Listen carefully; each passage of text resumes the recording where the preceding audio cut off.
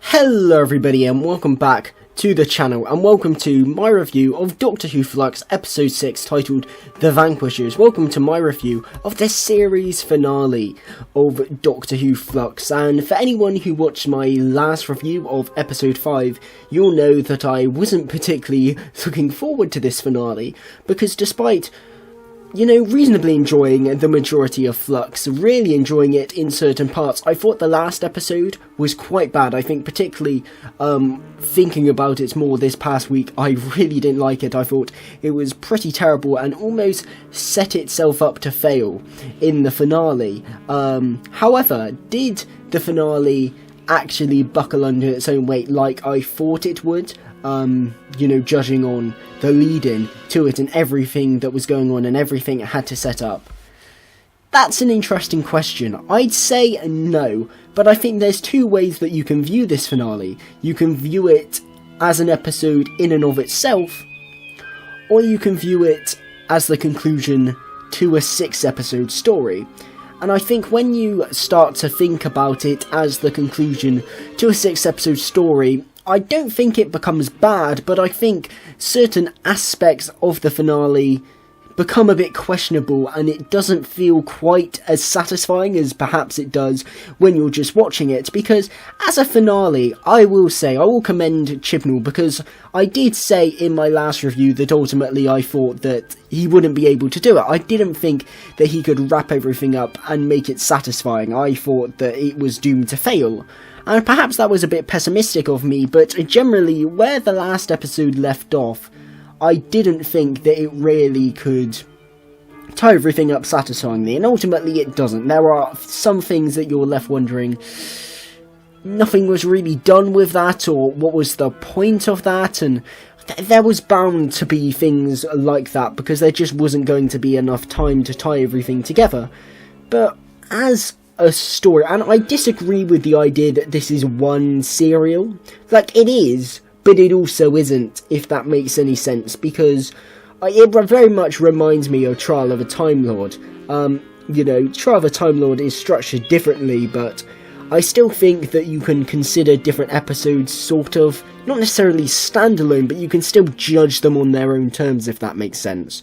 Whereas I don't think if you look at a classic serial, for example, say part 3 of the Aztecs, to go for a completely random off the top of my head example here, like, I cannot remember anything about part 3 of the Aztecs, and I don't think you could judge that part purely its own. I remember the story of the Aztecs, but I don't remember the individual parts, because it just is one story, whereas this very much has individual episodes. Yes, there's more continuity between the episodes than your standard Doctor Who series, but it's still more so a series rather than a story, if you get me. And I think this episode works in and of itself. I think the plotline works. I think the story is extremely fun and entertaining to watch. I had a good time watching this. I wasn't sat there thinking, no, this is going downhill, and I don't really like this, and just panicking like I was watching last week's episode. I enjoyed this one. I thought, I can see some people finding it very irritating, but I enjoyed just sort of how weird and out there it was. And for once, the sort of hopping from one place to another, I think actually worked. That's not to say it hasn't before, but I think in the last episode it really didn't work. It was just, the story was not really cohesive at all. Whereas I feel as this actually sort of worked and still made its plotlines feel cohesive and still relevant. I think mainly because there's actually an in-universe reason for the Doctor to be constantly hopping from different parts, which I think was a clever decision, because it doesn't quite feel out of place that you're going from here to here to here to here to here to here to here, and just makes you want to explode, like last week's episode did. Because there's an in-universe idea the Doctor is phasing in and out of time, it works a lot better. There's a reason for you to constantly be going back and forth and not quite completing scenes, you know, because it's all part of the narrative, which I thought was very clever from Chibnall. I think in terms of looking at this and saying this is the culmination of Flux, if you go back to the Halloween apocalypse and you chart the progression of Flux, and to say that this is the culmination of the events, does this feel satisfying? I would say some of it does, but as to say this is the end game of Flux, no. I don't think it does, and for me that's just because too many of these elements feel as if they've been brought about too late on in the day, like the Sontarans coming back into the fold, and their plan, and the Daleks, and the Cybermen, and the Grand Serpent. That literally came about purely in this episode and the end of the last episode. So for a series that is supposed to be 6 episodes and feels as if it's, you know, supposed to be building up to something, I don't really feel a sense of build up to this, which I think is why as a finale it's not all that satisfying. There are parts that feel satisfying, like using the best example I will use is using Passenger to defeat the Flux. I thought that was great. I thought that was a great resolution, and this episode gets a bit meta. I don't know if that was intentional, but it felt at points as if it was breaking the fourth wall. Like when the Doctor decides to use Passenger to defeat the Flux, and she says, "Oh, I knew you'd have a purpose," and it's like, that feels very meta, because that's what the audience is thinking. I knew you would do something eventually. You know, I don't know if that was intentional, but, you know, if it isn't, that's a fun coincidence. And if it is, then, yeah, I found that quite funny. I don't know if I liked it, because it felt a bit weird, but it was fun, just to think, oh, you know, there's connections there.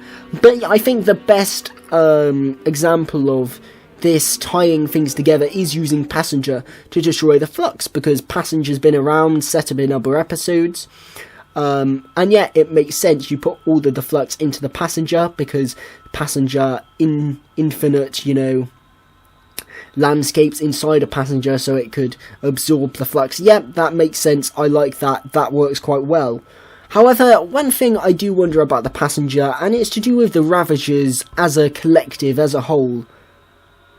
Where did they come from? Like, I am very confused as to what the deal is with them, and I don't know if we'll get more answers. I just presume we don't, because they all get destroyed.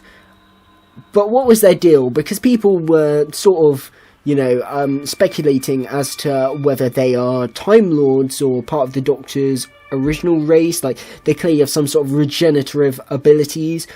Passenger seems very much like a quintessential Time Lord invention, because it's an object that is bigger on the inside, and I think even Diane says that the landscapes are infinite. Now, that is very much like the TARDIS. I remember a specific line of dialogue in Journey to the Centre of the TARDIS that describes the TARDIS as a ship that is infinite.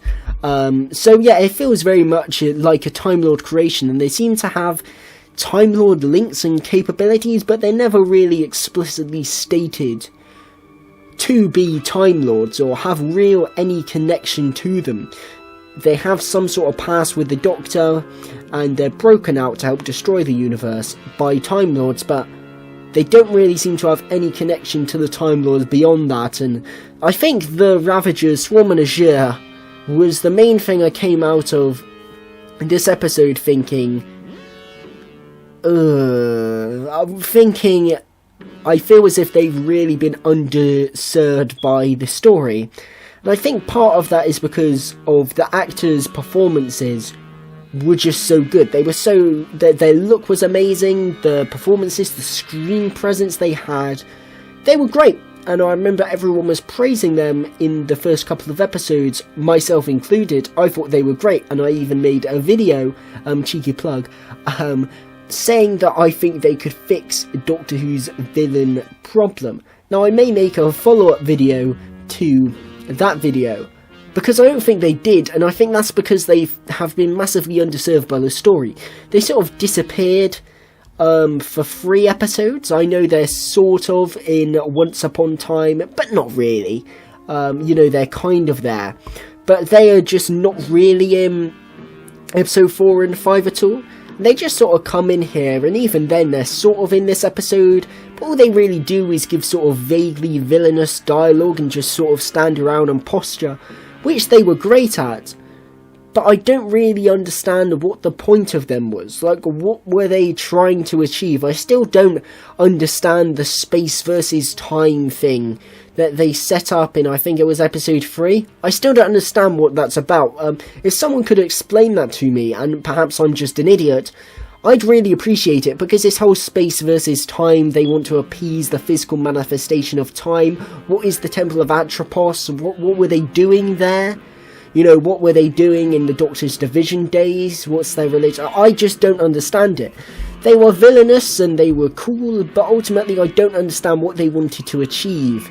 Like, I get them, maybe they're just pure evil. Maybe they're just pure evil, and they just want to watch the universe suffer, and then wind it back and watch it again. And that's a very surface level, and not particularly interesting or developed motivation for them as villains. But if that's what they are going for, then fine, I can live with that, and they perform it very well. But then you get the whole thing of, they're trying to appease the physical manifestation of time, and the whole space versus time, and all that stuff in the Temple of Atropos, and I was just thinking, what? I am so confused, I just don't understand it. And again, if it is actually explained, then that's my bad, but I don't feel as if it is explained that well, and I just didn't understand it. I don't understand what the point of them was, what they were trying to achieve, what that whole thing was at the end with the physical manifestation of time and all that sort of stuff. What does the physical manifestation of time want? Why are they just sort of treating a physical manifestation of time existing as if that's always been a thing, when, to my knowledge, that has never been explored or even alluded to prior in Doctor Who? You know, I could be wrong, there could be some classic serial that touches on that a little bit that perhaps I haven't seen, but to my knowledge they've never even hinted at time being, you know, a physical thing, you know, being some sentient being. So the fact that they were just so you know, just sort of chill with it just existing, and, you know, the Doctor's like, yeah, you know, as if it's something that's already been established, I thought was a bit odd. I just didn't quite understand what was going on with them. And as I said, they look great, they're well performed, and I think they're really effective in the first couple of episodes. We're sort of wondering, what is their plan, what are they doing? But I think when you realise that A, they don't really have a plan, and B, if they do, I don't think it makes sense, and I don't really get it, then you're left wondering, well, what is really the point of them? You know, just generic evil people, I guess.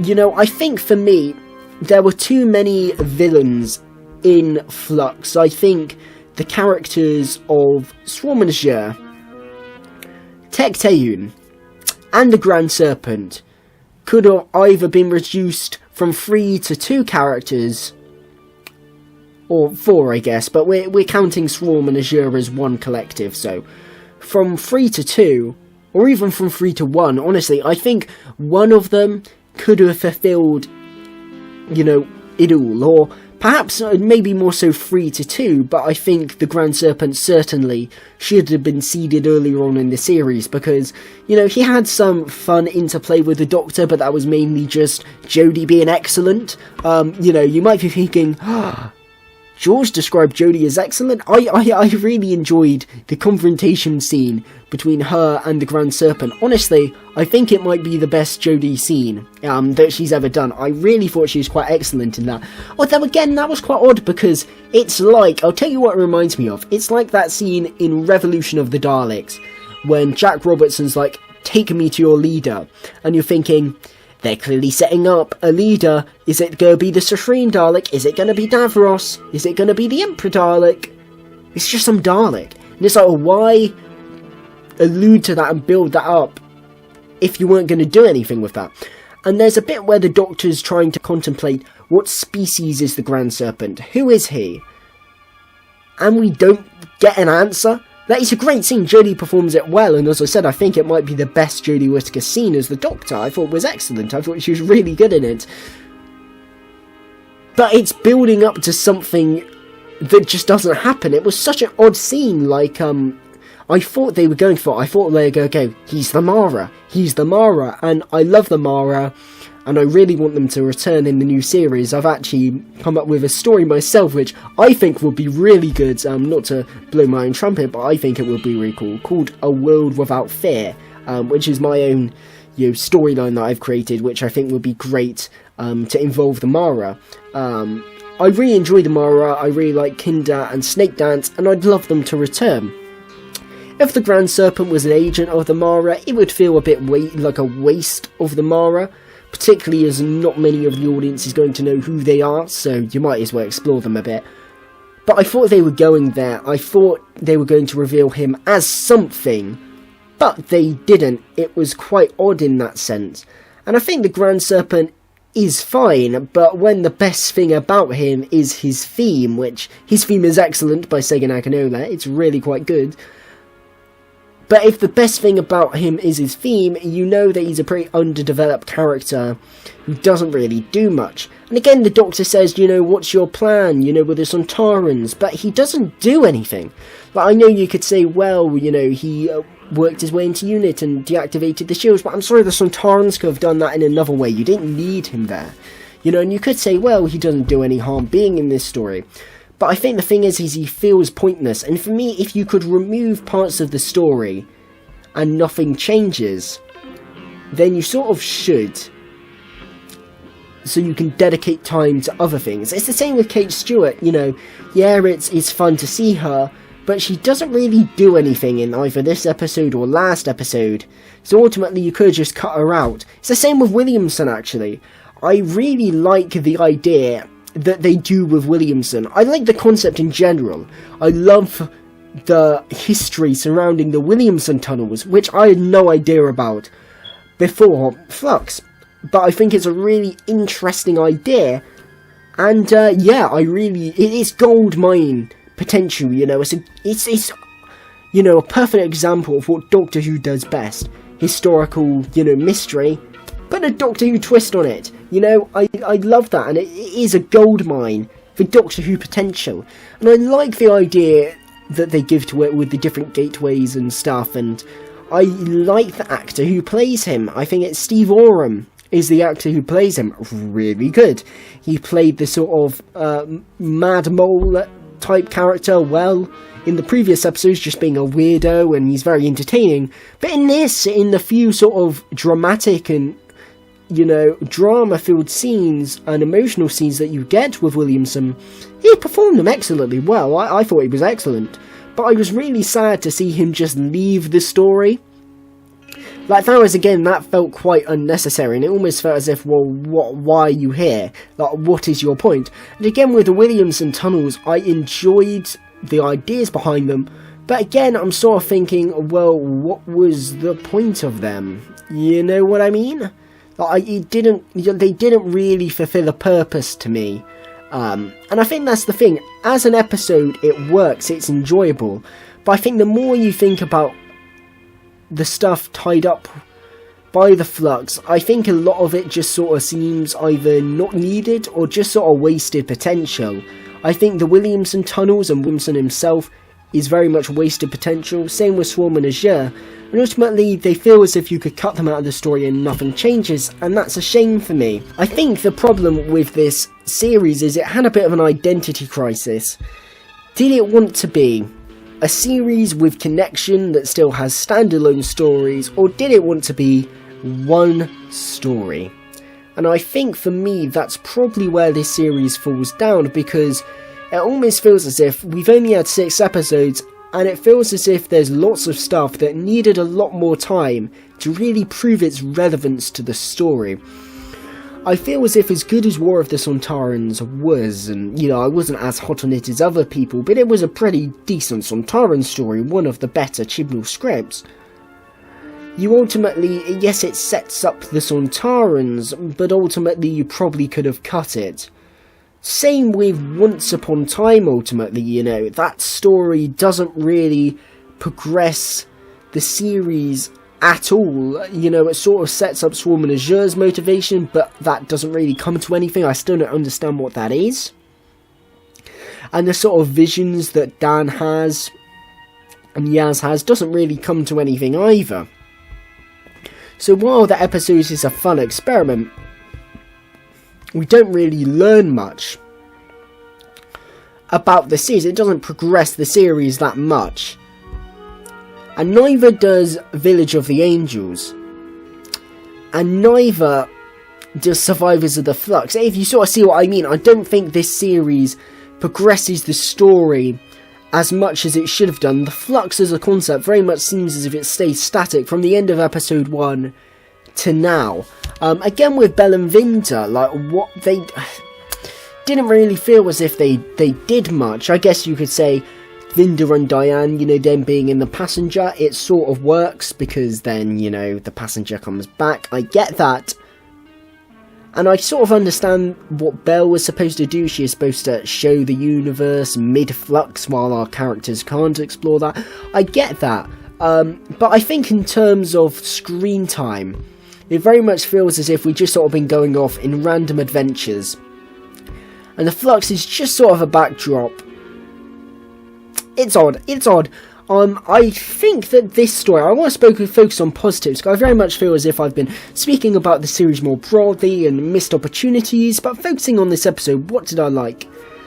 I like the fast-paced nature and weird editing, and when I say weird editing, there's loads of jump cuts, particularly at the beginning, when the Doctor first gets into the Williamson tunnels and there's constant jump cuts, and I think that people really won't like that. But I really did. It was an odd directorial choice because we haven't seen that done before in this series. But I really liked it. I thought it was very effective. And it really brought a weird, you know, nature to the episode.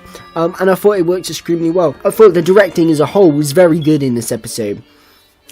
As I said, some nice jump cuts. I thought that was a nice, you know, weird but nice directorial decision to make, you know, really bring on the Doctor's, you know, confusion and her time state, and to communicate that visually to the audience. I thought that worked very well. The wipes, the transition wipes, they're very Star Wars, but I think it communicated the sort of big nature of this story, so I thought that worked quite well.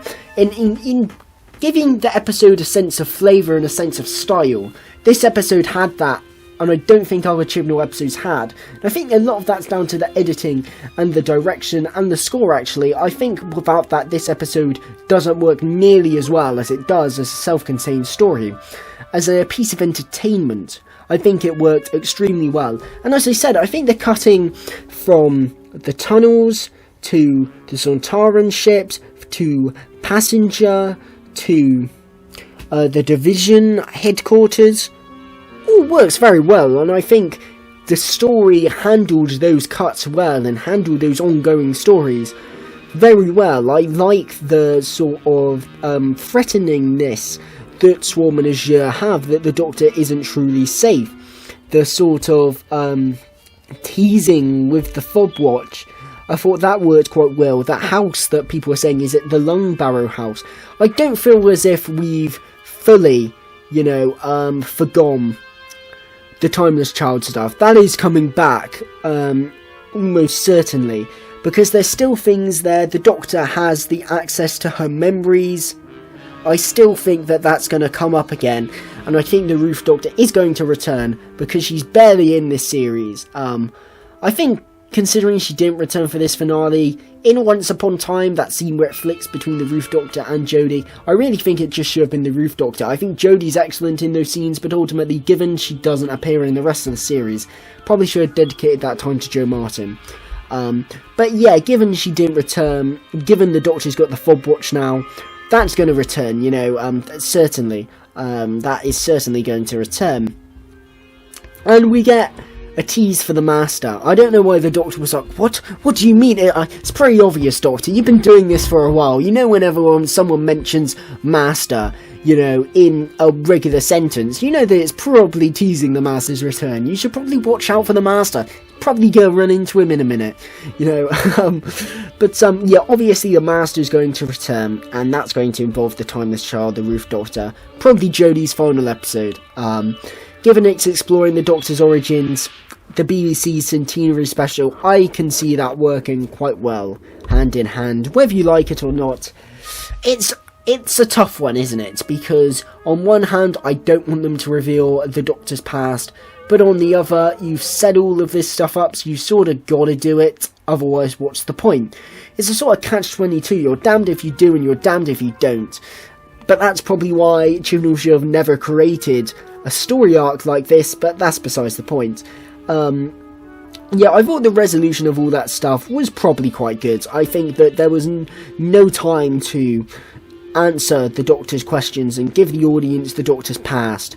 So ultimately, yeah, I think it was better to avoid that and, you know, sort of answer that in a future special. Ultimately, this is Doctor Who FLUX, so the focus always should have been focusing on the FLUX event itself. In terms of the Sontaran plot, it was fine, it was serviceable, it was a nice backdrop to this fun, enjoyable story of there being two Doctors, multiple characters, multiple things going on. They've all sort of got a band together to figure out a plan of stopping them. I thought they lended quite well to that. But I think as a endgame villain, shall we say, for FLUX, they didn't work that well. I think the problem is with the Sontarans, they're just too comical to be taken seriously. I think War of the Sontarans, they were very threatening, but in this episode they're just laughable. And I can understand, you know, you doing the Sontarans in that way, but I don't think they can be your endgame villain when they're that laughable. If you get what I mean, they're just not a threatening presence. I never feel any fear when they're in the room. Same with the Grand Serpent, really. He doesn't have any menace either.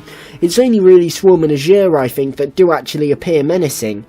So I think if you have the Daleks in this story, just due to their menacing nature and that, you know, they're not a comedic foil, then I think this episode becomes better, I think. But because it's the Sontarans and they're played more for jokes here than they even are in More of the Sontarans, I don't think they work as an endgame villain. Again, I don't think they've really been set up either. I think someone said that their appearance in the end of episode 5, it just sort of feels, it's not like, oh my god, it's the Sontarans. Oh, it's the Sontarans again. What, are the Daleks on holiday? Can they appear for this one? You know, they don't work as an endgame villain, I don't think. I think it works in Invasion of Time, just because you haven't seen the Sontarans in a while. But because we already seen them, I don't think they really work here. And as I said, they haven't really been built up to, neither of the Grand Serpent. So for them being the sort of endgame villains, I don't think they works that well. I think their plan is interesting, but it feels a bit underdeveloped. I think for the most part it works. You know, their plan works. It's a different plan to what they were doing in War of the Sontarans, which I'm thankful for, because if it was just a repeat, then I'd be like, you know, no. But, you know, I like that it's different. My issue is that the Daleks and the Cybermen just sort of instantly agree to this. This sort of truce, so they don't get destroyed by the FLUX. I don't think that would happen. I don't think the Daleks and the Cybermen would do that. The Daleks would never do that. They would try and exterminate the Sontarans. I don't think they could be easily lured into a trap by the Sontarans. It was as if they're almost too quick, and I think that just didn't seem realistic to me. So on that front, it didn't really work. But I think this Sontaran plan works because it allows all of these characters to come together and to do something, and that all works well. I like the dynamic of having two Doctors. I thought that was quite fun. I thought Jodie Whittaker played that quite well. I thought Jericho, Claire, Belle, Vinda, Carvanista, Diane, obviously Yaz and Dan, and obviously the Doctor as well. All these people working together, I thought they all worked, they all had a place in the story. Kate Stewart didn't really do anything, neither did Joseph Williamson, but they're always going to be casualties, unfortunately. Overall, I'd say it was a good finale. I will say, there are still a lot of questions that I don't quite get. Swarm and Azure's plan and the whole time thing, I don't understand that at all. Here's another thing about Swarm and Azure. That whole scene in Finland when Azure gets that, like, message from someone, you know, that little hovercraft, and then gets turned from human to Azure by Swarm. What was that about? Because I don't get that. Also, Belle and Vinda, are they Time Lords? Still don't get that. I know they could not be, but they reference the Academy, and that almost seems like a very specific thing to bring up. I'm glad they didn't make the baby the Doctor. I was so convinced that was going to happen throughout this episode, actually. So I'm so glad that that didn't happen. Yeah, there were casualties. I think Williamson ended up feeling a bit pointless, as did Kate Stewart, as did the Grand Serpent, as did Swarm and Azure, in all honesty. But there were always going to be casualties, I think, because this series could have been structured better. I think the storyline of the Flux was fine. It was enjoyable. I don't think it was as good as it could have been, but for what it's worth, it was good. It was fine. I enjoyed this episode. Like, I was enjoying it. I thought it was really good, and at the end, when it closed off, I thought, that's the best Chibnall finale by far. I really enjoyed that. I thought Jodie Whittaker was excellent in it, and it was filled with excellent scenes. It was incredibly entertaining. But I think, as with some of the episodes of Flux, the more you think about it, the more disappointing it feels. And I think that's mainly because, as a standalone piece of entertainment, it succeeded in almost all areas. But as a finale to Flux, and, you know, as it's supposed to tie everything together, ultimately I think it was a bit unsatisfying. But given everything it had to do, it was always going to be that way. Given all the moving parts Chris Chibnall set up, and everything that he gave himself to tie up in this one episode, it was always going to be like that. Yaz, Jericho and Dan being in the past felt very pointless to me. There felt as if there was no full, like, they didn't come out being different people after spending, like, was it 4 years in the past? They were all the same. You know, Jericho's death was nice, but Yaz and Dan have no real reaction to it, given that they spent, like, 4 years with the man. You'd think they probably would, and it doesn't feel as if the past has really changed them in any way. I was worried that would happen, because as much as I liked them getting stuck in the past in concepts, because consequences for the Angel story, it doesn't really feel as if that has actually had an effect. And again, they don't really do anything in the past, so yeah, those consequences I praised, yeah, turns out no consequences, actually. But yeah, overall, it's a good finale. Is it that satisfying? In parts, yes. Mostly, no. But it's entertaining, if nothing else. And I think it had possibly Jodie's best performance as the Doctor. Possibly Chibnall's best, one of his best scripts, I think. In terms of a cohesive narrative of Doctor Who, I'd probably say it was one of Chibnall's best, if not his best. But as a conclusion to Flux, I think it left a lot to be desired. In terms of Doctor Who next, obviously this has been a short series, only 6 episodes, the shortest series since Series 7A. In 2012, which was only 5 episodes compared to the 6 here.